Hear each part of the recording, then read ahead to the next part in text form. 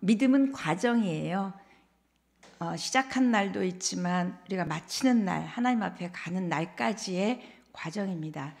이 프로세스, 이 과정에 물론 엎치락뒤치락 하기도 하고 업다운도 있고, 근데 정말 쫙 올라가기만 하면 너무 좋겠죠. 저는 그런 사람 몇 분 봤어요. 그 중에 한 분이 저희 엄마셨어요. 정말 힘들게 왔지만 주님 앞에 가는 날까지 쫙 올라가기만 하셨어요. 어떤 언어도 어떤 것도 하지 않았어요. 우리도 그랬으면 좋겠어요. 그런데 우리를 업다운 시키는 우리의 감정적인 일들이 오늘 이제 우울도 있고 두려움도 있었고 불안도 있었고, 또 우리가 관계 가운데 그 인간 보면 내가 하나님도 없는 것 같아 막 이런 마음 들기도 하고, 그런 여러 가지 우리의 믿음을, 이 프로세스를 방해하는 장애물 같은 사건들, 또 감정들, 이런 것들이 있습니다. 그래서 한번 오늘 우울이라는 주제로 했으면 좋겠는데, 제가 좀 준비하면서 약간 걱정이 됐던 건, 제가 드리는 말씀이 약을 안 먹어도 된다, 병원의 치료는 필요 없다, 이 뜻은 아니에요. 저는 목사입니다. 그래서 저도 상담학을 공부를 했고요.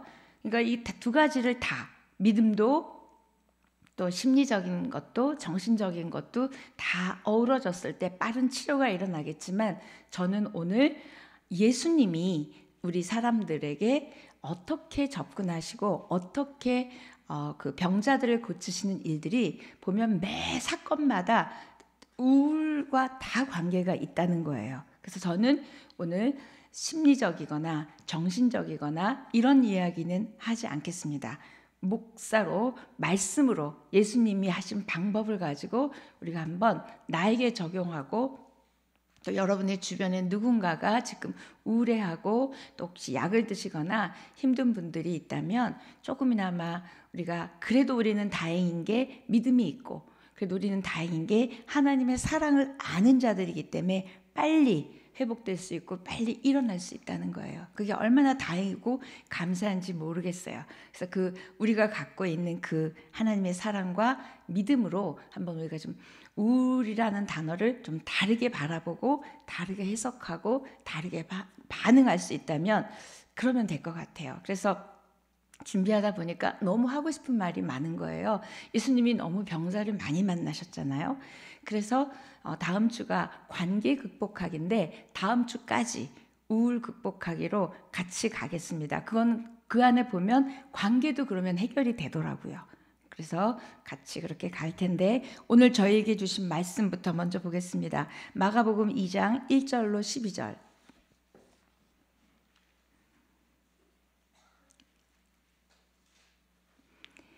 수일 후에 예수께서 다시 가버나움에 들어가시니 집에 계시다는 소문이 들린지라.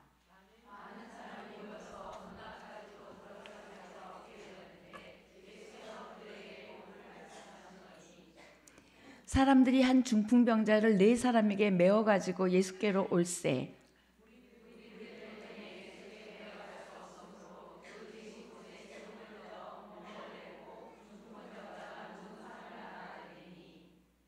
예수께서 그들의 믿음을 보시고 중풍병자에게 이르시되, 작은 자야, 내 죄사함을 받았느니라 하시니,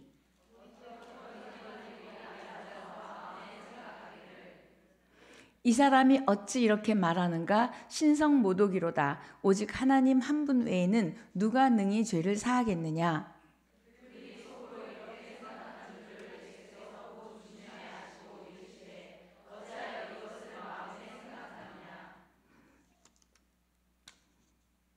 중풍병자에게 내 죄사함을 받았느니라 하는 말과 일어나 내 상을 가지고 걸어가라 하는 말 중에서 어느 것이 쉽겠느냐?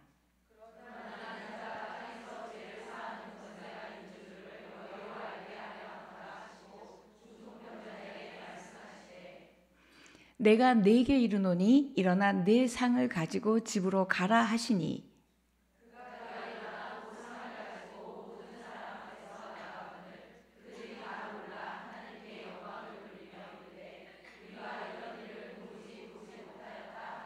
아멘. 그다음 하나 더 볼게요. 마가복음 8장 22절로 26절. 벳세다의 이름에 사람들이 맹인 한 사람을 데리고 예수께 나와 손 대시기를 구하거늘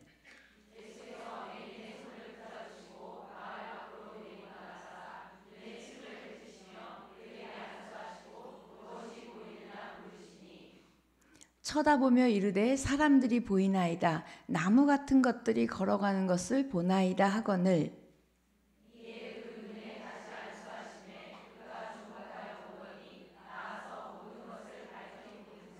함께 봉독하겠습니다. 예수께서 그 사람을 집으로 보내시며 이르시되 마을에는 들어가지 말라 하시니라. 아멘. 이거 오늘 우리가 두 본문을 읽었지만 우울이라는 단어가 하나도 없어요. 그리고 이 사람들이 중풍병자고 또 하나는 그 앞을 못 보는 사람이에요. 그런데 우울하고는 상관없는 병입니다. 근데 이걸 가지고 예수님이 이 환자를 대하는 태도, 또 환자를 대하는 과정을 보면서 똑같다는 거예요. 이들은 지금 육체적으로 불편해요. 근데 우울은 마음이 불편하고 마음이 힘든 거거든요. 근데 예수님은 마음이 힘들던 육체가 힘들던 똑같은 마음으로 똑같이 치유하셨다는 거예요. 그래서 한번 생각하고 싶은데요. 지난달 하나님 나라 할 때 하나님 나라 비유의 마태복음 13장을 보면 굉장히 평범한 일상들에서 볼 수 있는 물건들 또는 사건들이었어요. 기억나시죠? 자, 그 하나님 나라는 이렇게 평범한 일상을 떠나서는 우리는 하나님 나라를 경험할 수도 없고 하나님 나라를 이해할 수도 없다는 거예요. 그래서 이 평범한 것을 평범하게 보지 않을 수 있는 눈, 이게 바로 그 믿음, 그게 하나님 나라를 지금 여기에서 경험하고 느끼고 볼 수 있는 가장 중요한 조건인데 그런 마음으로 된 시가 하나 있어요. 이 시를 제가 읽어드리고 이 시를 다 읽고 나면 여러분 안에 어떤 마음이 드는지 정현종 시인이 쓴 모든 순간이 꽃봉오리인 것을 이라는 시예요. 제가 이 시를 읽으면 그 하나님 나라가 일상이고 평범이라는 것과 우리가 굉장히 하나님 나라를 도둑맞고 있고 그 다음에 잃어버리고 있다.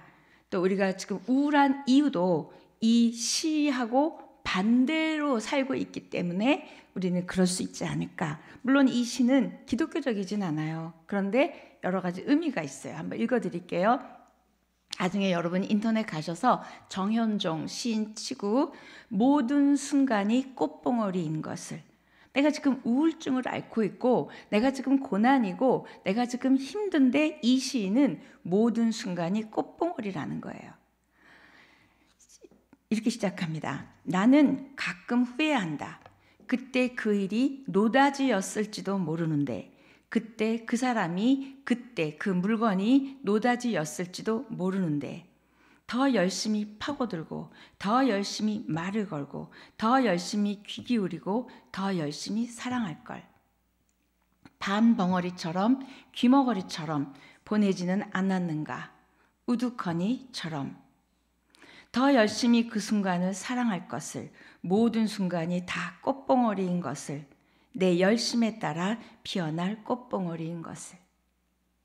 지금 우리가 힘들고 어렵고 아프다고 해도 분명히 이 시간이 또 지나가고 나면 이런 생각을 하고 있지 않을까 생각하는 거예요. 그리고 지금 이 시를 읽으면서 여러분이 어느 타이밍에 어떤 사건을 떠올릴 때 그때 내가 조금 더 사랑하고 조금 더 귀 기울여주고 조금 더 말을 걸고 조금 더 사랑할 걸. 근데 여기서 마지막 절에 내 열심에 따라 피어날 꽃봉오리인 것을. 이게 우리가 믿는 사람으로서는 내 의지에 따라. 하나님께서는 이미 우리에게 주신 게 너무 많아요.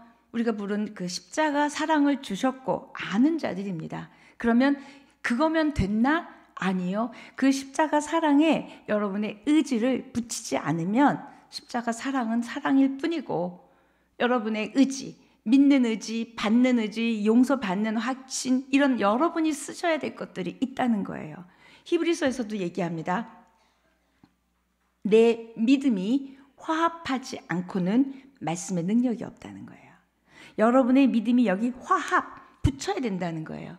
지금 이 시인은 내 열심에 따라 피어날 꽃봉오리, 여러분의 믿음과 여러분의 의지를 합하면 모든 순간이 하나님 앞에서 꽃봉오리일 수 있다는 거예요. 믿으세요? 그렇게 생각만 가질 수만 있어도 우울을 조금 다르게 볼 수 있다는 거예요. 우울증이 지금은 병이라고 하지 않을 정도로 국민병이라고 해요. 그리고 요즘은 소아도 있어요. 아주 어린 아이들도 우울증을 앓고 있고, 10명의 40%? 한 4명은 우울이라고 그래요. 지금 이 안에서도 예배하지만 우울증이라고 나는 알지만 얘기 안 하는 사람도 있을 것이고, 또 내가 우울인가? 이럴 수도 있고, 아니면 우울 아닌 척하고 살 수도 있고, 다 그건 달라요. 그런데 여러분이 잘 들어보시면 내가 약간 이런 부분이 약해서 우울증에 노출되어 있구나 생각하실 수 있다는 거예요. 스위스에 유명한 정신과 의사가 있는데 왜 현대에 이렇게 우울증이 많나? 그리고 왜 이렇게 1년에 우울증으로 엄청난 숫자가 자살을 하나? 그만큼 더 인생이 어려워졌기 때문일까? 그렇게 생각을 사람들이 한다는 거예요. 아닙니다. 아시죠? 먹고 살만하니까 우울증 걸리는 거. 그런데 이 스위스 이 파울 킬홀츠라는 이 정신과 의사는 우울증이 증가하는 원인을 가정의 붕괴와 종교적 결속의 상실이래요. 굉장한 의미가 있습니다. 가정의 붕괴, 그 다음에 종교적 결속의 상실. 교회 공동체가 뭔가 결속되지 않고 하나님 안에서 하나고 행복하고가 아니라 이제는 다 각기 신앙이고 각기 소견에 오른 대로 가는 거예요. 이게 좀 현대인의 모습이라는 거예요. 그래서 이 사람은 그렇게 얘기했지만 지난 시간에 두려움의 원인도 수백 가지 수천 가지예요. 2,000가지가 넘는다 그랬어요. 그렇죠? 그런 것처럼 제가 만나는 우울을 겪고 있는 또는 상담하는 분들을 보면 우울증의 원인의 숫자도 그 사람만큼이나 많아요. 그게 우울할까? 이렇게 생각하지만 그 사람은 그게 우울하게 하는 거예요. 이렇게 다 달라요. 그러니까 드러내놓고 사람들이 말하지 않습니다. 그런데 이렇게 얘기합니다. 내가 계속 머리가 아프다. 네, 만성 두통이 있다. 그다음에 만성 위염이 있다.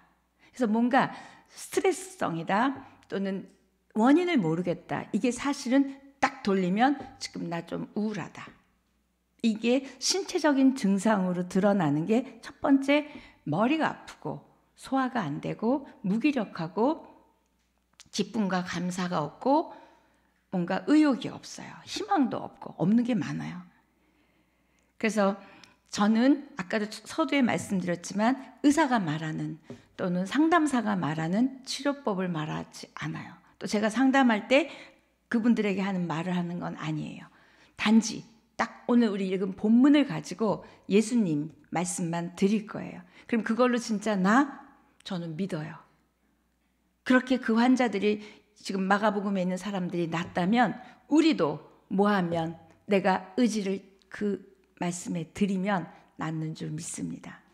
아까 정현종 시인 하나님도 아니잖아요. 내 열심에 따라 피어날 꽃이라 그랬어요. 하물며 하나님 없는 사람도 자기 열심에 따라 그 인생이 꽃봉오리로 만들 수 있다는데 우리는 그 사랑을 받은 죽기까지 사랑한 그 사랑을 받은 우리가 어찌 우리의 의지와 우리의 열심과 내가 이 병을 이겨내야 되겠다. 여기서 나와야 되겠다. 이거 하나님 앞에 갖고 가야 되겠다라는 그 의지를 드리는데 안 낫겠어요. 그렇죠? 그렇다면 우리는 믿지 않는 자보다 못하다는 거예요. 자, 그래서 원인은 제가 얘기하지 않겠어요. 다 다르니까. 그래서 제가 이렇게 생각해요. 어떤 사람이 물에 빠졌는데 빨리 튜브를 던져줘야지 너 거기 왜 빠졌니? 그 원인이 뭘까? 이러고 있는 사람이 어디 있겠어요. 그러니까 저는 오늘은 원인이 중요하지 않아요. 원인은 어찌됐건 지금 누군가가 우울하다는 거예요. 아니 많은 사람이 우울하다는 거예요. 그러면 왜 우울하니? 그 원인은 뭐니? 뭐라고 생각하니? 그 말을 하고 싶은 게 아니라 빨리 튜브를 던져주고 싶은 거예요. 원인은 나중에 보자고요. 지금 튜브, 물에 빠진 이유가 중요한 게 아니라 지금 나에게 튜브가 있다는 거예요. 튜브를 던져줄 사람도 있고 던져주실 하나님도 있다는 거예요. 믿으십니까? 아멘. 그래서 그 우울증이 무슨 우울증 종류도 많아요. 근데 그게 중요한 게 아니라 내가 실제적으로 어떤 종류인지는 모르지만 지금 내가 그걸 겪고 있다는 사실이 중요한 거예요. 그 종류는 모르셔도 돼요. 그런데 제가 쭉 말씀드렸어요. 아무런 의미도 없고 흥미도 없고 감사도 없고 기운도 없고 용기도 없고 감정도 없고 또 뭐가 없나요? 아무것도 하지 않고 아무도 만나고 싶지 않아요. 쉬운 증상들은 이렇습니다. 뭔가 내 삶이 가다가 멈춘 것 같아요. 브레이크를 밟고 있는 것 같아요. 근데 이 브레이크를 뗄 힘이 없는 거예요. 이런 상황입니다. 그리고 내 존재가 무언가에 꽉 갇혀 있고 억압되어 있고 눌려 있는 것 같아요. 이거는 우울한 초기 증세이고요. 이걸 그냥 그런가 보다 내버려 두면 사단도 또 여러분의 마음도 생각도 점점 들어가게 할 수 있어요. 그런데 우리는 아까도 말했지만 너무 감사한 건 믿음이 있고 하나님이 계셔요. 그래서 영적인 방법으로 어떻게 이걸 다루어야 하는지, 아니면 믿음으로, 쉬운 표현으로 하면 믿음으로 어떻게 다루어야 하는지, 똑같은 얘기죠. 영적으로 어떻게 다루어야 할지, 믿음으로 어떻게 다루어야 할지. 교회 안 다니는 사람한테는 이렇게 접근도 할 수 없고 이렇게 말해줄 수도 없어요. 자, 그래서 오늘 우리가 읽은 이 두 가지 본문을 가지고 이 치유의 과정이 있어요. 근데 이걸 제가 보면서 깜짝 놀라는 건 심리 치료나 그 다음에 실제 육체의 치료나 또 이런 거랑 똑같다는 거예요. 그래서 오늘 이 본문을 갖고 보겠습니다. 일단 우리 주님은 중풍병자가 걸렸던 눈을 못 보는 사람이던 다 사람들이 보는 것처럼 얘 중풍병자네, 얘 앞을 못 보네 이렇게 보지 않으셨어요. 우리랑 보는 것과 다른 시선으로 보셨어요. 그렇다면 저와 여러분도 우울증을 다른 시선으로 보셔야 돼요. 있어서는 안 되고 와서는 안 되는 게 아니라 내가 우울하구나, 우울증이 나에게 지금 있구나, 이걸 인정하고 받아들이는 게 너무 중요해요. 예수님이 어떤 사람이 왔을 때 넌 왜 중풍이야? 넌 이래서 중풍이야? 하지 않으셨어요. 그냥 중풍 받아들였어요. 그리고 그 사람도 그걸 받아들이게 했어요. 뭐 네가 낫고자 하느냐 이런 질문도 너가 아프다는 걸 인정하라는 거예요. 내가 지금 우울하다는 거를 인정하라는 거예요. 그리고 또 하나는 내가 인생을 내 맘대로 할 수 없다는 걸 알아야 된다는 거예요. 우리는 내 맘대로 안 될 때 그때부터 시작이 이제 내 아이가, 내 남편이, 내 삶이 내 맘대로 되지 않을 때 이 안 되는 것 사이에 괴리해서 우울한 거예요. 이걸 받아들이셔야 되는 거예요. 자, 내 인생이 내 맘대로 안 된다는 걸 받아들이시는 거. 그 다음 내가 지금 우울하다는 걸 인정하는 거. 이게 또 하나는 정말 중요하게 받아들여야 될 건 이게 기회라는 걸 받아들이셔야 돼요. 위기고 힘든 게 아니라 우울증이 왔어? 야, 기회다. 무슨 기회냐면 제가 갱년기로 접어들 때 우울증을 만나는 사람이 저였잖아요. 근데 제가 아침에 딱 일어났는데 지금 제가 말한 그런 거예요. 제 자신이. 목사인 것도 하나님의 그 사랑도 아무 힘도 저에게 발휘하지 못한 그런 아침이 있었어요. 어느 날 아침. 그래서 제가 저랑 친한 목사님에게 전화했어요. 전화해서 목사님, 그 목사님의 형님, 그러니까 아주버님의 부인이죠. 형님이 굉장히 유명한 목사님과 사모님이신데 그 사모님이 우울증을 오래 앓으셨다 그랬는데 어떻게 나셨대요? 제가 그랬어요. 그랬더니 왜 자기 우울해? 그래요. 그래서 아니 궁금해서 그냥 그랬어요. 그랬더니 병원에 가서 약 하나 먹으니까 금방 낫대.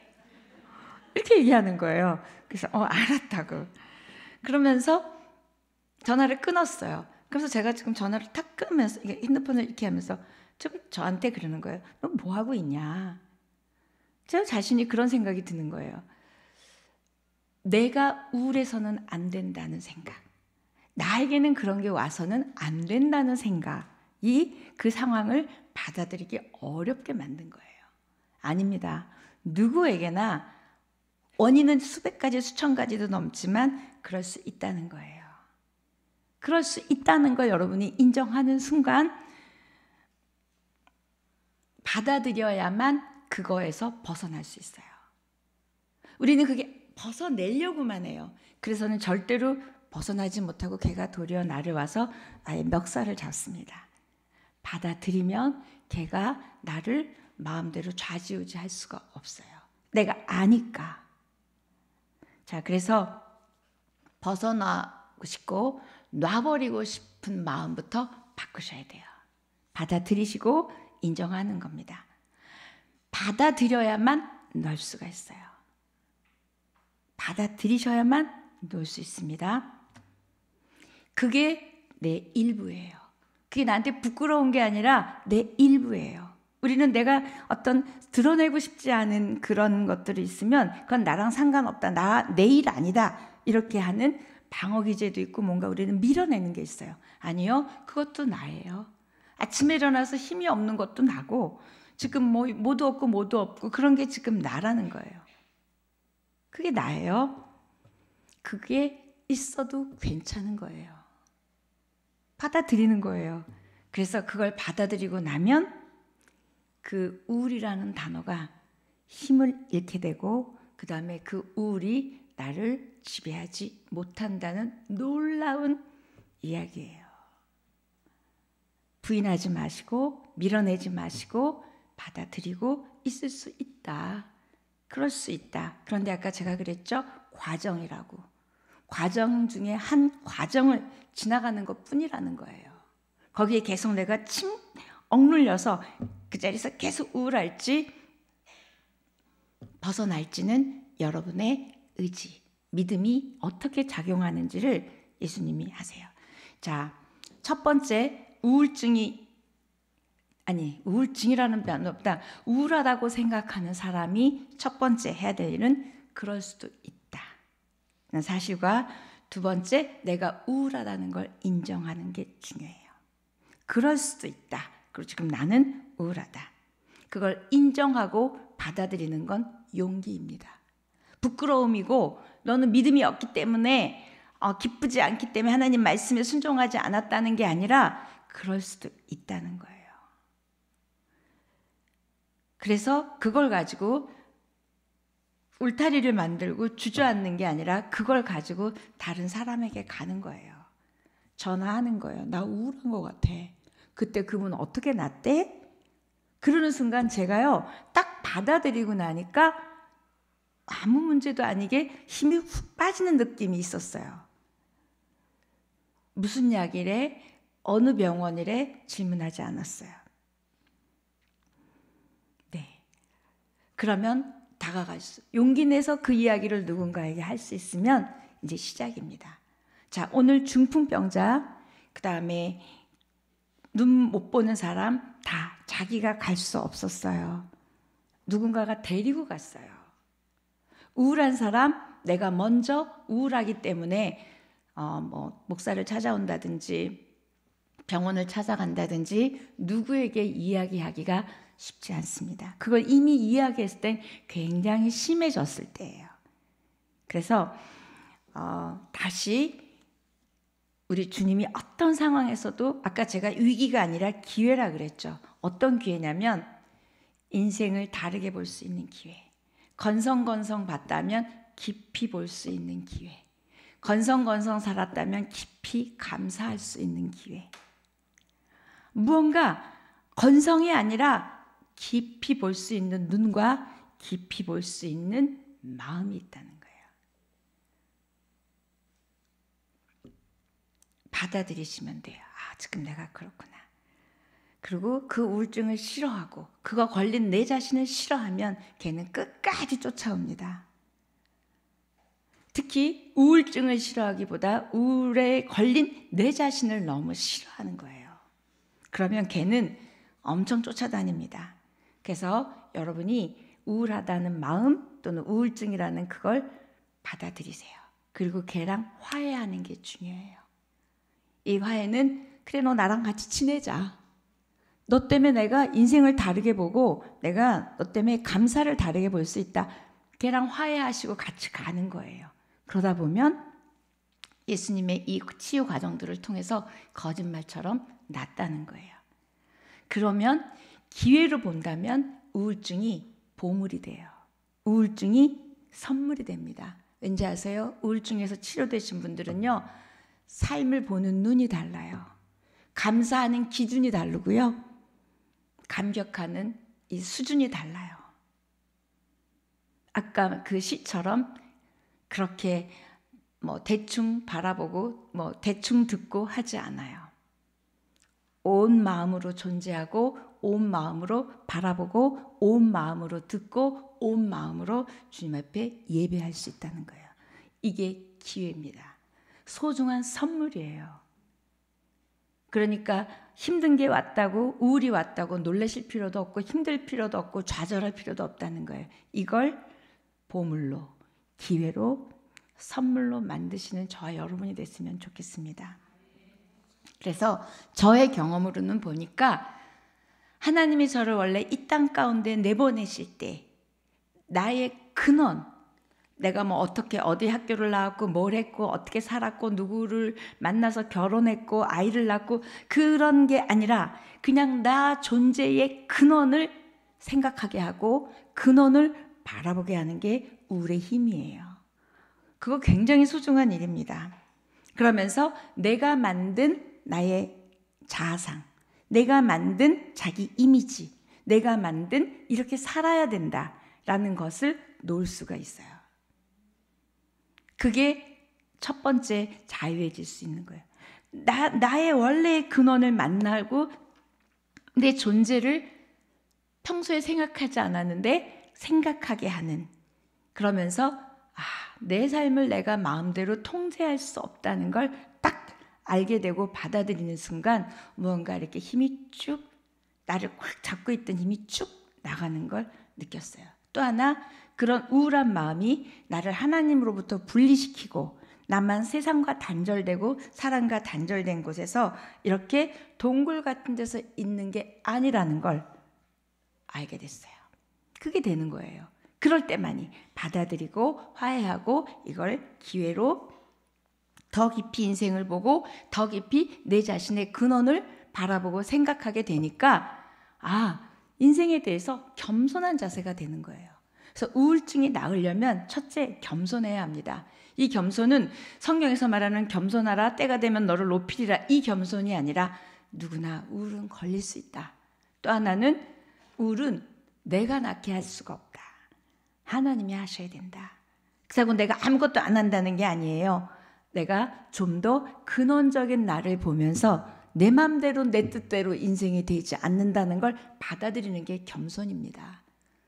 이걸 겸손이에요. 이게 되면 왜 나만 고통이야, 왜 나만 힘들어가 아니라 받는 거예요. 근원적인 나를 이 땅 가운데 있게 하시고 나를 하나님 앞에 세워놓은 이 존재에 대한, 나 자신에 대한 것들을 바라보는 거예요. 그러면서 하나님 경험을 할 수가 있어요. 평소에 느끼고 평소에 생각하지 않던 하나님이요.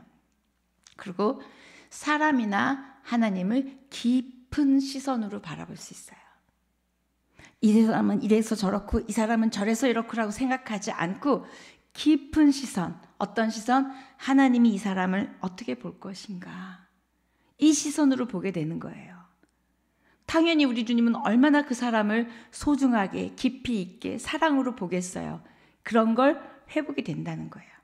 그러면서 그 속에서 내가 얼마나 사랑받는 존재인지를 알게 되는 거예요. 그리고 내 삶이 무언가 희뿌옇고, 아까 그 앞 못 보는 사람이 사람을 사람으로 봤는데 나무 같아 보인다는 거예요. 뭘 보긴 보는데 희밋하게 보는 거예요. 그런 눈들이 좀 더 또렷해지게 볼 수 있어요. 궁금하세요? 우울해 보세요. 네. 자, 그러면 제가 오늘 3가지를 먼저 말씀드릴 거예요. 우울증을 쭉 치료하는 과정에. 첫 번째, 자기 연민에 빠지시면 안 돼요. 내가 우울하다. 내가 이래서 우울하다. 이렇게 단정 짓지 마시고 자기 연민에 빠지지 말라는 이야기를 제가 지금까지 한 거예요. 받아들여라, 화해하라, 기회라, 선물이다. 근원적인 나를 봐라. 그럼 내가 겸손해야 된다. 내 삶을 내 마음대로 끌 수 없다. 이렇게 끌고 갈 수 없다. 이렇게 힘들고 어려운 일은 누구나 당하는 거다. 자, 첫 번째, 자기 연민에 빠지시면 안 되고, 결론적으로 두 번째는 일어나서 자기의 인생의 길을 가시는 거예요. 저 사람의 길은 너무나 평탄해 보여요? 아니요. 내 길을 가는 거예요. 여러분의 이제 그 영어 뭐죠? 우리 팝송 노래도 있죠. My way. 내 길을 가는 거예요. 비교하지 않고 하나님 허락하신 그 근원적인 나를 보면서 내 길을 가는 거예요. 불평하고 원망하는 게 아니라. 다 그 얘기를 또 해드릴 거예요. 그 다음에 눈을 떠서 제대로 눈 떠서 깊은 시선으로 자기를 보고 하나님을 바라봐야 되는 거예요. 오늘은 요 세 가지만 얘기할 거예요. 또 다음 시간엔 또 더 많이 할 거예요. 자기 연민에 빠지지 마라. 둘째, 여러분 각자의 인생길을 가시는 거예요. 내가 걸어가면 길이 되고 내가 살면 삶이 되는 노래 있죠. 찬양 있죠. 그런 거예요. 여러분의 인생의 길을 당당하게 가시는 거예요. 그 다음 눈 떠서 제대로 보고 가셔야 돼요. 누구를? 하나님을, 세상을, 나를. 이 세 가지가 우울에서 벗어나는 일입니다. 자, 첫 번째, 우울에 걸린 사람은, 우울한 마음이 있는 사람은 자신을 받아들이는 걸 어려워해요. 자, 자기 연민은커녕 자신을 받아들이기가 어렵습니다. 내가 싫어. 내가 싫은 거예요. 그리고 자기를 무가치하게 여겨요. 그 다음에 무언가 자기를 늘 작고 약하고 없고 이렇게 보는 거예요. 근데 예수님은 환자를 보실 때, 누구를 만날 때 자기를 직면하게 하시는 거예요. 여러분 자신이 여러분 자신을 직면하셔야 돼요. 난 이게 부족하다. 난 이게 없다. 난 이게 열등감이다. 여러분이 그걸 인정하는 게 너무 중요한 거예요. 그래서 자기 자신을 받아들이고 자기의 연약함을 인정하는 게 너무 중요해요. 연약해도 되는 거예요. 그리고 또 우울한 사람들은 다른 사람의 인정을 너무 목말라 해요. 근데 그 인정을 내가 생각하는 만큼 안 해주기 때문에 우리는 또 우울의 원인이 되기도 하는 거예요. 그러면서도 정작 자기를 자기가 인정 안 해. 이게 악순환이죠. 다른 사람이 나를 인정하고 다른 사람이 나를 사랑하지 않는다고 그렇게 말하면서 그래서 내가 우울하다 그러지만 사실은 뒤집으면 자기 자신이 자기를 받아들이지 않고 자기를 사랑하지 않는 거예요. 내가 나를 거부해. 이게 문제인 거죠. 자, 그러면서 내가 이러고 있는 한 내 옆에 있는 사람들은 나 때문에 너무 힘들어요. 나 때문에 너무 힘들어. 아니라고 얘기해도 계속 그 얘기를 하니까 자기를 받아들이지 않으면서 남이 자기를 안 받아들인다고 그러니 답이 없는 거예요. 그러니까 옆에 있는 가족들이 지칩니다. 옆에 있는 우울증 친구를 둔 사람들이 돕다가 이것도 해보자 저것도 해보자 산책이 좋대 햇빛도 보자 걷자 병원도 가자 이러다 나중에는 걔가 연락 올까 봐 두려워. 무서운 거예요. 싫은 거예요. 이게 나중엔 가족도 그렇게 돼요. 그러다 보니까 이 우울증에 마음이 있는 사람은 어떻게 돼요? 공격적이 돼요. 화가 나요. 내가 이렇게 힘들고 아픈데 아무도 나를 돌보지 않는다고 생각합니다. 그런데 가만히 생각해 보면 그 전에 많은 사람들이 또 그 전에 하나님이 얼마나 많은 말을 하셨는지 몰라요. 그런데 그걸 받아들이지 않은 거예요. 그래서 그 우울증인 사람을 도와주려면 그 사람 옆에 있으려면 먼저 내 자신이 든든한 내면의 공간이 있으셔야 돼요. 아까 말한 근원적인 나를 머무르게 할 수 있는 나 자신에 대한 그런 곳이 있어야 돼요.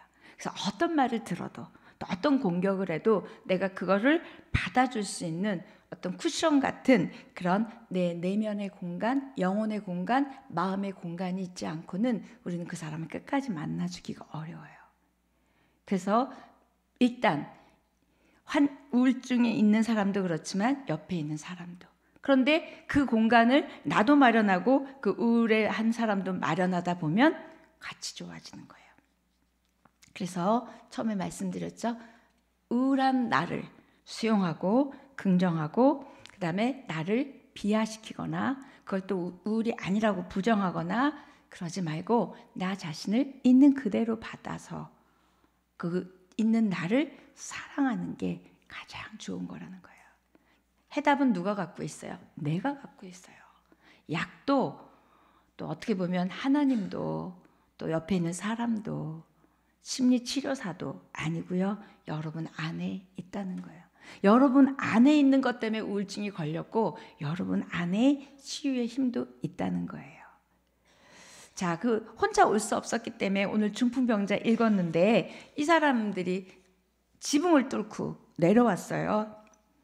자, 분명히 중풍병자가 걸을 수가 없으니까 친구가 필요했듯이 우울증에 있는 사람도 혼자 쉽지 않습니다. 그러니까 누군가가 도와줘야 돼요. 인내하며 내면의 공간이 있는 사람이 들어주고 도와주고 그 다음에 뭘 해야 되냐면 예수님 앞에 딱 데리고 갔더니 예수님이 중풍병을 치료하지 않으세요. 신기하지 않아요? 중풍병을 치료하지 않으시고 다른 말씀을 하세요. 결국 뭐냐면 그 사람 안에 내면의 힘이 있다는 걸 알려주시는 게 우리 주님의 방법입니다. 아까 제가 말씀드린 그 내면의 힘이요. 여러분 안에 치유의 힘, 여러분 안에 나는 없는 줄 알았던 여러분 안에 내면의 힘이 있다는 걸 일깨워줄 주님이 계시고 일깨워줄 사람이 필요한 거예요. 그래서 4명이 내려오죠. 근데 4명이 지붕을 뚫을 때 먼지 떨어지고 막 이래가지고 그 예수님이 뭔가 설교하고 계시다가 지붕 뚫리면서 막 오죽했겠어요. 지금 생각해보면. 그리고 결국 다른 사람들은 복음을 못 들었어요. 예수님 설교를 못 들었어요. 이것도 우울증 한 사람이 가정을 주변을 먼지로 쌓이게 하는 거예요. 주님 말씀이 안 들리고 안 보이게 할 수 있다는 거예요. 그럼에도 불구하고 지금 끌어내렸습니다. 자, 그러면서 예수님이 이제 얘기하는데 내면의 힘이 있고 그 다음에 그걸 말해주고 싶고 난 다음에 그 다음에 뭐냐면 접촉이에요. 접촉은 살이 닿는 게 아니라 여러분이 그 중풍병자는 어떤 중풍의 증세였다면 우리 우울한 사람들은 우울하기 때문에 오는 골치 아픔, 머리 아픔 또는 많이 막 여기저기 아프잖아요. 그렇죠? 그런데 원인도 못 찾아. 여러분이 내가 지금 어디가 아픈지 여러분의 몸에 귀를 기울이셔야 돼요. 그래서 이게 지금 내 마음의 뭐 때문에 이런가 보다라고 그것을 조금 만져주셔야 돼요. 그것을 통해서 육체의 소리를 들으면 좋겠어요. 내가 요즘 왜 이렇게 머리가 아플까? 듣는 거예요. 소리를 들어보니 지금 내가 원인이 뭐가 있는 거예요. 또는 내 몸 어디에서 우울증의 기미가 있나 보는 거예요. 집중력이 떨어진다. 가슴이 답답하다. 소화가 안 된다. 뭔가 우울한 감정이, 맨처음에 우울증이 아니에요. 처음엔 우울한 감정이에요. 슬픈 감정? 이런 감정이 어딘가에 툭툭 자리를 잡았다는 거예요.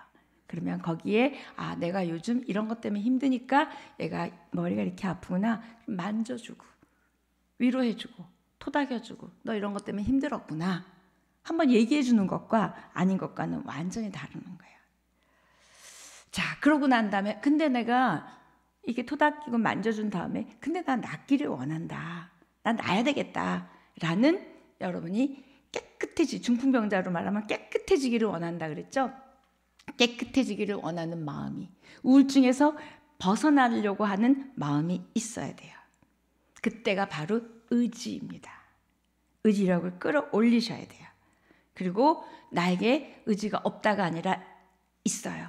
그 존재의 근원으로 들어가면 우울한 마음을 뚫고 지나가 보면 하나님이 주신 여러분 안에 우울이 전염되지 않은 여러분의 영혼의 공간, 의지의 공간, 내면의 공간, 마음의 공간이 있다는 거예요. 믿으세요? 그게 있어요. 근데 그건 우울한 그걸 뚫고 지나가야 돼요. 그리고 저 근원적인 하나님과 이때에서 자기를 볼 때 나에게 그런 의지가 있고 그 다음에 힘이 있고 내면이 있다는 거예요. 중요한 삶의 의지, 낳고자 하는 의지. 근데 대부분 의지를 안 쓰거든요. 그 의지가 있다는 걸 해야 돼요. 그걸 끌어올리셔야 됩니다.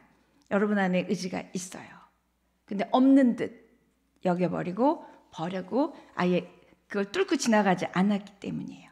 그 다음에 중풍병자에게 고쳐주신 다음에 이러죠. 일어나서 네 자리를 들고 가라. 그렇게 얘기해요. 그럼 일어나서 네 자리를 들고 가라. 일어나서 네 삶의 무게를 들고 가라예요.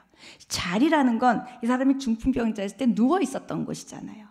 힘들었던 일, 우울했던 상황들 그 자리예요. 그걸 버리고 가는 게 아니라 들고 가라 그래요. 여전히 또 힘들 수 있고 어려울 수도 있어요. 들고 가는 거예요. 근데 우리는 못 가겠다는 거예요. 내 몸이 천근만근이고 다리가 움직여지지 않고 침대에서 내 몸이 떨어지지 않는다고 그렇게 고백을 합니다. 그럴 때 의지를 드리는 거예요. 근데 특히 신앙인들은 이때 얘기를 해보면 죄책감까지 있는 거예요. 뭐냐면 내가 믿음이 없어서, 그 다음에 내가 기도하고 말씀 보지 않아서, 내가 정신을 차리지 못하고 있어서, 내가 의지를 쓰지 못해서 라는 이런 생각을 하면서 늘 교회에서 들었던 죄라는 단어 때문에 안 겪는, 다른 사람들이 안 겪어도 되는 우리는 죄책감까지 여기다가 탁 오는 거예요. 내가 너무 믿음이 없다. 내가 너무 기도를 안 한다. 내가 의지를 안 쓴다. 그러면서 점점 넌 크리스천보다 더 심해져요. 죄책감이 더 막 밀려오니까. 그래서 이 중풍병자 이야기를 통해서 보면 죄책감과 그 다음에 행동이 둔해지거든요. 우울에 걸리면 느려지고 둔해요. 그래서 어쨌든 데리고 왔고 그 다음에 자리를 들고 갈 때 여러분의 그 우울했던 삶의 문제들은 여전히 있을 수 있어요. 그때 그걸 그냥 들고 가는 거예요. 근데 예수님이 신기한 말씀을 하세요. 마을로 가지 말래요. 낫으면 마을에 가서 사람들에게 나 낫다 얘기해야 되는데 일어나서 네 자리를 들고 가라. 사람들에게 가지 말라. 뭐예요? 아까 말씀드린 그 내 근원의 자리에 있어야 되고 낫다고 그렇게 밝게 기쁘게 감사하게 막 사람들하고 친하게 관계할 필요 없다는 거예요. 그런 거 중요하지 않다는 거예요. 내 원래의 삶의 자리에 있으라는 거예요. 이해되세요? 네, 아멘. 이게 중풍병자의 이야기입니다. 왜 내 자리를 들고 가라 그랬을까? 근데 거기 보면 마가복음 2장 5절 아까 우리 읽은 거에서 보면 시작. 예수께서 그들의 믿음을 보시고 중풍병자에게 이르시되 작은 자야 내 죄사함을 받았느니라 하시니. 키워드입니다. 지금 중풍병자는 죄 지어서 온 게 아니에요.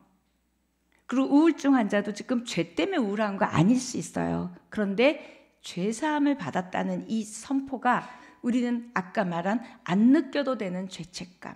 뭐냐면 남편이 병에 걸렸다. 나 때문이다. 우리 아이가 대학에 떨어졌다. 나 때문이다. 내가 기도하지 않아서다. 우리 남편이 사업이 망했다. 내가 우울하게 있었더니 될 일도 안 돼서 망했다. 전부 나 때문이라는 거예요. 내가 그래서, 내가 잘못 키워서, 내가 이래서 겸손한 것 같고 남의 탓을 안 하는 것 같지만 자기를 공격하는 거예요. 그러면서 우울해지는 거예요. 아닙니다. 그러니까 주님이 이 중풍병자하고 죄사함하고 아무 관계도 없는데 죄사함을 얘기해 주세요. 얘야, 너 용서받았어. 이렇게 얘기하는 거예요. 죄사함에서, 내가 죄책감에서만 벗어나도 굉장한 우울에서 벗어날 수 있어요. 우리 아이들이 죄책감 때문에 우울한 이유가 많은데 엄마가 하도 정죄를 해놔서 내가 너 비싼 돈 들여서 가해시켰는데 엄마가 안 먹고 안 입고 너를 시켰는데 이런 계속되는 소리로 난 참 나쁜 아이야. 아빠 엄마의 그런 거에 내가 부응하지를 못해. 그런 생각이 들었다가 처음엔 막 짜증이 났다가 들었다가 나중에는 죄책감이 들은 거예요. 그리고 누가 뭐 암이 걸렸다, 교통사고가 났다, 첨부 내가 인스턴트 식품 많이 줘서 우리 식구 누군가 암 걸렸다. 뭔가 계속 자기 탓으로 하는 거예요. 이게 엄청난 죄책감. 근데 그 중풍병자에게 내가 죄를 용서받았다 얘기합니다. 먼저 중풍병을 보지 않으셨어요. 죄책감을 보셨어요. 우리가 우울하다고 주님에게 가면 주님은 네 우울증을 내가 고쳐줄게, 기도해줄게가 아니라 너 죄 사함 받았다. 너 죄 없다. 그래서 내가 십자가에서 죽은 거다. 그 음성을 들으셔야 되는 거예요. 근데 너 죄책감 버려! 이렇게 해서 또 다른 죄책감을 버리지 못하는 거에 정죄감이 들지 않도록 너 죄사함 받았다. 아예 결론을 지어주셨어요. 이 얘기는 다르게 표현하면 너 지금 이대로 좋아. 하나님은 너를 받아들였고 나는 너를 받아들였고 너의 우울증까지도 내가 받았어. 그 죄책감 가질 일이 아니야. 너의 모든 걸 내가 다 이미 십자가에서 용서했으니까 이제 너 자신을 용서해줘. 너 자신을 사랑해. 너 자신을 받아들여. 이 얘기인 거예요. 여러분 자신이 여러분을 받아들이시고 여러분 자신을 용서하시고 여러분 자신을 사랑하는 거예요. 그랬더니 그러고 나서 내가 그렇게 사랑받는 자구나. 그런데 여전히 그 자리를 버리고 가는 건 아니에요. 들고 가라. 여전히 네 삶 가운데 삶의 무게 해결해야 될 일들은 여전히 있다. 얘기하시죠. 그 죄사함을 해주고 나서야 병을 치료하셨어요. 우리도 여러분의 내가 나를 받아들이지 않고 내가 나를 사랑하지 않고 내가 나를 용서하지 않고 나의 죄책감 해결되지 않고는 약도 의사도 심리치료사도 별로 효과가 없을 거예요. 이게 내가 나를 용서하고 받아들이고 사랑하고 그럴 수 있다라고 처음에 제가 서두에 막 얘기하는 게 뭐냐면 여러분 안에 내면의 힘이 있다는 걸 알려주는 거예요. 그래, 내가 사랑받는 존재지. 그래, 나에게 하나님이 계시지. 그러면서 여러분의 내면의 힘을 만나게 해주시는 거예요.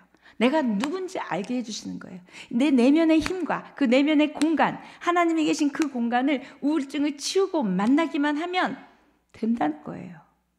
근데 그걸 이제 막 방해하죠. 너무너무 방해하죠. 여러 가지 일들로. 그래서 악순환을 깨트리는 선포가 있습니다. 일어나서 들고 가. 드디어 이제는 행동을 하는 거예요. 일어나라는 거예요. 침대에서 일어나. 방에서 나와.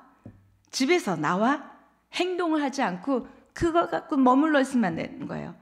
굳이 자리를 들고 일어나서 가지 않아도 이 사람은 이미 났습니다. 그런데 왜 들고 걸어가라 그럴까? 행동하라는 거예요. 그리고 마을로 가지 말라. 사람들 만나지 말라. 너 자신에게로 가라는 거예요. 너 자신에게 가라. 너의 my way, 내 인생길로 거기 가라. 너 자신을 만나라. 너 자신의 길로 자신에게 돌아가라는 거예요. 너 원래의 근원적인 너로 가라는 거예요. 그 문제 때문에 상하고 그 문제 때문에 우울하고 그게 아니라 원래의 나로 돌아가라. 넌 여태까지 너무 그 문제 때문에 이리저리 끌려다녔고 너무 너 안에 머물러 있지 못했다. 너 안에 있어라는 거예요. 이게 이기적이 되라는 말이 아니에요. 그리고 그 자리에서 자리를 들고 왔으니 우울증이 또 올 수도 있어요. 우울한 마음이 또 올 수도 있어요. 그 자리에서 견뎌내는 거야, 나랑. 그런데 죄책감은 갖는 거 아니야. 얘기합니다. 그래서 마가는 이렇게 얘기합니다. 이 사람이 다 치유된 모습을 2장 12절 이렇게 얘기합니다. 마가복음 2장 12절 시작. 그가 일어나 곧 상을 가지고 모든 사람 앞에서 나가거늘 그들이 다 놀라 하나님께 영광을 돌리며 이르되 우리가 이런 일을 도무지 보지 못하였다 하더라.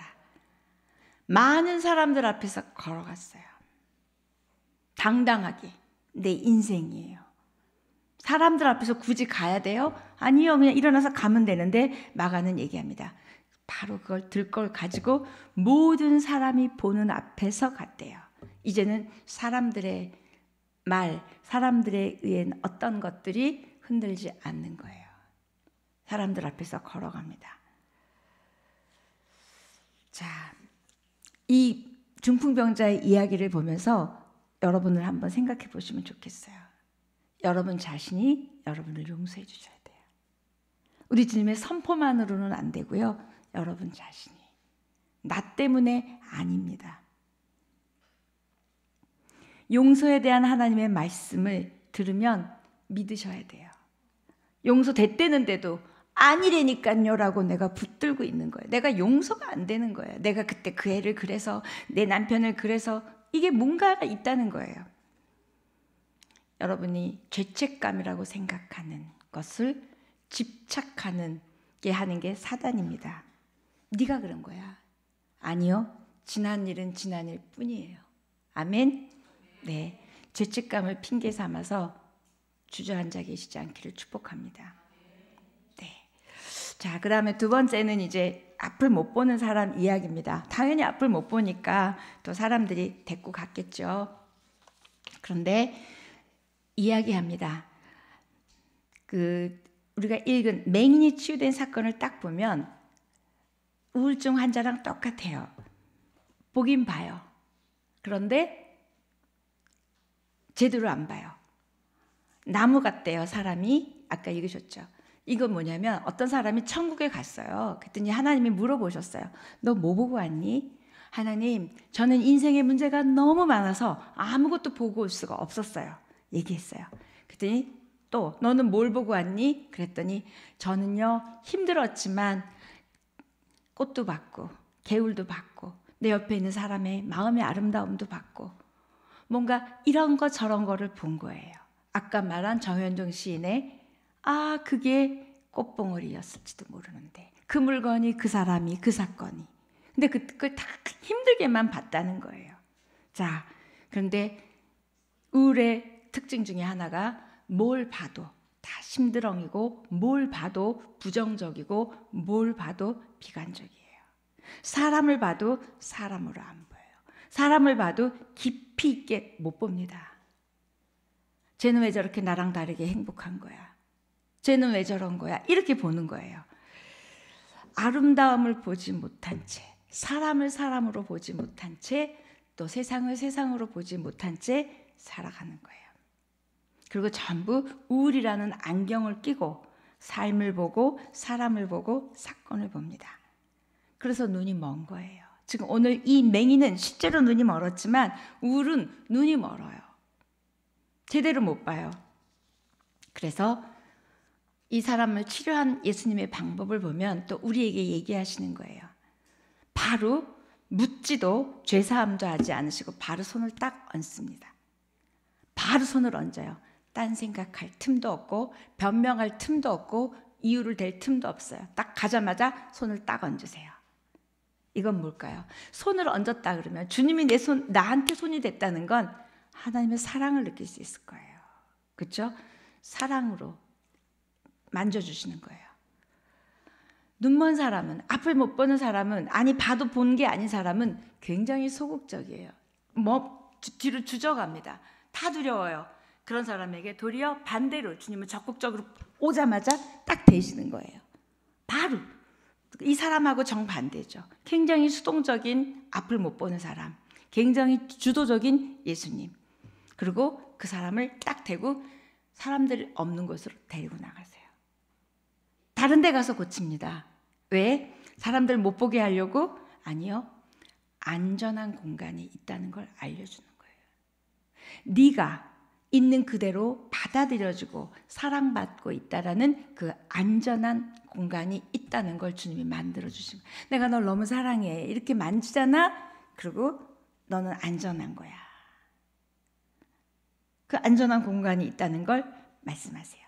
그리고 왜 그러냐면 우울증을 상담할 때나 마음이 아픈 사람을 만날 때는 그 사람이 나를 신뢰하지 않으면 낫지가 않아요. 목사든 상담사든 치료사든 그 사람이 나를 신뢰해야 자기 이야기를 하고 그거에 대한 이야기를 해줄 때 받아들여지는 거예요. 주님은 지금 신뢰할 수 있는 안전한 공간을 마련해 주신 거예요. 저와 여러분이 혹시 내가 우울하거나 또 누구 우울한 사람이 옆에 있다면 그거는 안전한 공간을 마련해 줄 뿐 아니라 여러분이 그런 안전한 공간이 되시면 돼요. 그리고 내가 그런 공간이 없다고 느끼는 분들은 주님 앞에 가서 주님 앞이 안전한 공간이라는 거예요. 내가 신뢰할 수 있는 존재가 있으면 된다는 거예요.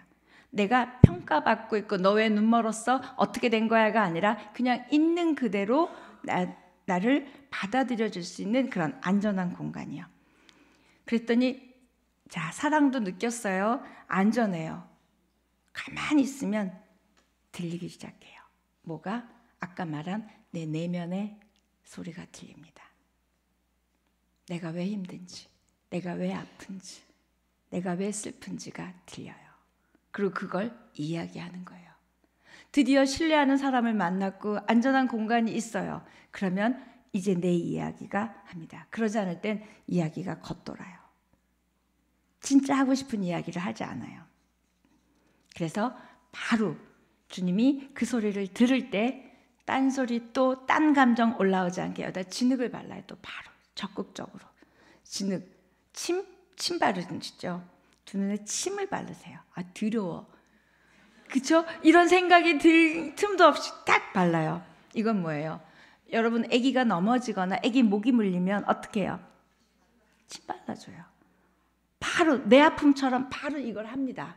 주님이 그런 거예요. 왜 침 바르냐면 너 지금 조용하게 내 내면에서 얼른 바르면서 내가 이렇게 친밀하게 네 옆에 있어. 엄마 사랑 같은 그 사랑으로 만져주시는 거예요. 침이 치유의 능력이 아니에요. 그리고 명령 내리지 않았어요. 뭐 들고 가라 이러시기 전에 보세요. 손 댔죠? 그 다음에 침 바르셨어요. 하셨어요. 그냥 엄마의 사랑, 따뜻한 사랑을 베풀어 주셨어요. 그랬더니 이제 그 사람이 조금 안정됐을 때 뭐가 보이니? 물었어요. 그랬더니 이렇게 대답합니다. 아까 우리 읽었지만 8장 24절. 뭐가 보이니? 드디어 이제 그런 과정을 거친 다음에 얘기합니다. 시작. 쳐다보며 이르되 사람들이 보이나이다. 나무 같은 것들이 걸어가는 것을 보나이다 하거늘. 이 나무 같은 것들이 걸어가는 것을 본다는 이 눈이 우울한 마음, 우울증이 있는 사람들이 보는 눈이에요. 그냥 움직일 뿐이에요. 그냥 사람일 뿐이에요. 그냥 나무 같은 사람들이 왔다 갔다 할 뿐이에요. 이러니 나무 같은 게 왔다 갔다 하니 그 사람과 관계를 맺을 수 있겠어요? 없겠어요? 없어요. 관계가 안 되는 거예요. 그리고 어떤 상황하고도 내가 이렇게 연결이 되지 않는 거예요. 그랬더니 또 넌 왜 그거밖에 안 보이니? 그렇게 뭐라고 묻지 않으시고 따지지도 않으시고 다시 얘기하십니다. 또 얘기해요. 그 사람의 반응에 좌우되지 않아요. 저는 상담을 하다가 좀 오늘 기분은 어떠세요? 더 나빠졌어요. 이러면 저는 갑자기 마음이 조급하고 저의 능력 없음과 이걸 계속 가야 돼 말아야 돼 막 이런 생각이 막 5만 가지 생각이 스치면서 그러면서 웃으면서 아, 네 이렇게 얘기를 해요. 주님은 그 사람 반응에 굴하지 않았어요. 중요한 건 우울증 옆에 있는 사람들은 그 사람의 말이나 그 사람의 행동이나 나를 좌절시키는 것에 좌지우지 되시면 안 돼요. 아, 그렇구나. 그냥 바로 인정해 주시면서 다시 얘기합니다. 똑똑히 봐봐. 그랬더니 정말 똑똑히 보게 됐어요. 근데 이때 본다라는 이 단어를 헬라어를 찾아보니까 see, 보는 게 아니라 단어가 다 달라요. 첫 번째는 나무같이 보였을 때는 그냥 앞을 쳐다본 거예요. 그 다음 두 번째는 똑똑히 봤어요. 세 번째는 들여다봤어요. 이렇게 봤어요? 똑똑히 봤어요? 들여다봤어요? 뭐를? 나를, 내 삶을, 무언가를. 근데 이때 들여다보다라는 이 헬라어 단어가 기가 막힌 단어인데 엄청난 의미가 있어요. 한결같이 빛난다. 해처럼 맑다예요. 너무 놀랍지 않아요? 다시 똑똑히 보고 들여다보니까 내 인생이 여전히 해처럼 맑고 그 다음에 뭔가 한결같이 빛나는 삶이고 빛나는 존재라는 게 드디어 보이기 시작한다는 거예요. 과정에 뭐가 있었어요? 그분의 사랑이 있었다는 거예요. 여러분도 그냥 보다가 좀 더 똑똑히 보다가 자세히 들여다보니 여러분 인생 가운데 진짜 놀라운 해처럼 맑고 한결같이 빛나는 걸 발견하는 여러분 되기를 축복합니다. 우리는 안 받고 똑똑히 안 받고 들여다보지 않은 거예요. 들여다보다. 그래서 이 원어 성경이 너무 중요해요. 들여다보다. 그래야 왜 그런 거 있죠. 대충 볼 때 뭐 그런 글도 있잖아요. 자세히 보니 다 예쁘다. 그런 것처럼 들여다보는 거예요. 여러분 인생을 들여다보는 거예요. 살만한 거예요. 살아있다는 거예요. 해처럼 맑은 거예요. 빛이에요. 생명이에요. 소망이에요. 사랑이라는 거예요. 그게 드디어 보인다는 거예요. 드디어 이 눈먼 사람의 눈이 그냥 떠서 보는 정도가 아니라 이렇게 똑똑히 보고 들여다볼 수 있게 됐다는 거예요. 이게 우울한 마음이 거두어질 때 이게 똑똑히 들여다본다. 또 반대로 이렇게 똑똑히 들여다보게 되니까 야, 살만한 삶이구나. 이것 또한 지나갈 일이구나 하는 거예요. 세 단계. 쳐다보십시오. 주님을 쳐다보세요. 그 다음에 똑똑히 보십시오. 내 삶에, 내 내면에. 세 번째, 자세히 들여다보십시오. 해처럼 맑다. 한결같이 빛난다. 우울했던, 안 했던, 그 일이 있었던, 없었던 여러분의 삶은 여러분은 한결같이 빛나는 존재이고 한결같이 아름다운 존재이기에 우리 주님이 십자가에서 죽으신 거예요.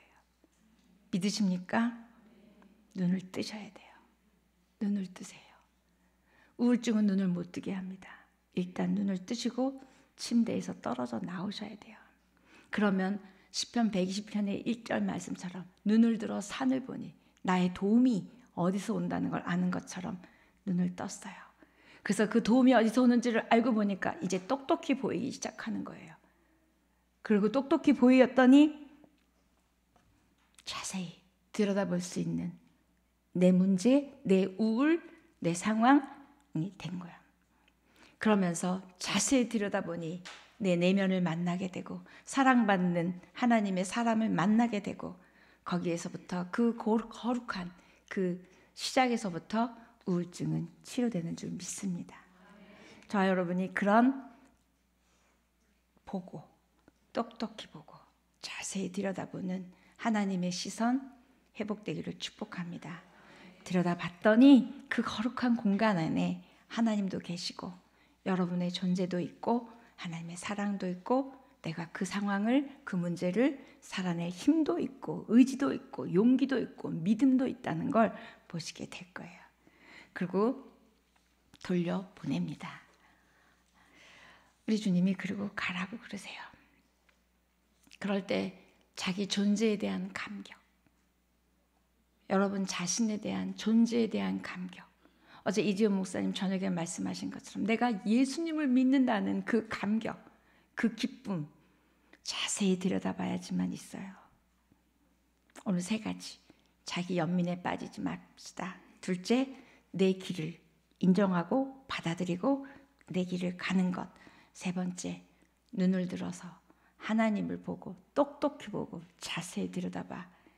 내가 얼마나 한결같이 빛나는 존재인지, 아름다운 존재인지, 사랑받는 존재인지를 보시는 저와 여러분이 되기를 축복합니다.